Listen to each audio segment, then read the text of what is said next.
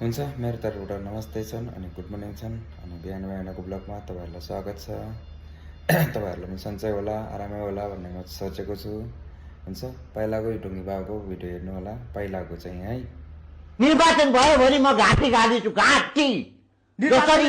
जसरी मैले 84मा चुनाव हुँदैन 82 काट्दैन भनेको थिएँ नि त्यसरी फागुनमा चुनाव हुने घाँटी काटिदिन्छु। That my sacrifice. अनि अहिलेको चाहिँ हेरेर मलाई भन्नु होला चाहिँ है तपाईँहरू। माध्यमको तपाईँ कसरी त्यसमै हामीले बोलेको कुरामा चाहिँ हैन तपाईँ आफूले बोलेको कुरा चाहिँ तपाईँ हैन। जिम्मा नलिने कसरी लिने तर हो तपाईँले गएर प्रधानमन्त्रीलाई गएर सोध्नुहोस् न। हैन सञ्चार माध्यमले बोलेको कुरा कसरी हो सञ्चार माध्यमले प्रधानमन्त्रीले बोलेको जिम्मा कुरा प्रधानमन्त्रीले जिम्मा नलिने भए हामीलाई जेलमा किन थुन्ने? दुर्गा प्रसादलाई किन जेलमा थुन्ने? अनि ढोङ्गी बाबा भएर यस्तो कुरा गर्ने पहिला यस्तो हुन्छन् अहिले यस्तो गर्दैछन् भन्नुहोस् त तपाईँहरू। यसको मलाई रिप्लाई गरेर भन्नु होला। अनि यस्तो ढोङ्गी बाबाहरूको तपाईँहरू किन विश्वास गर्नुहुन्छ?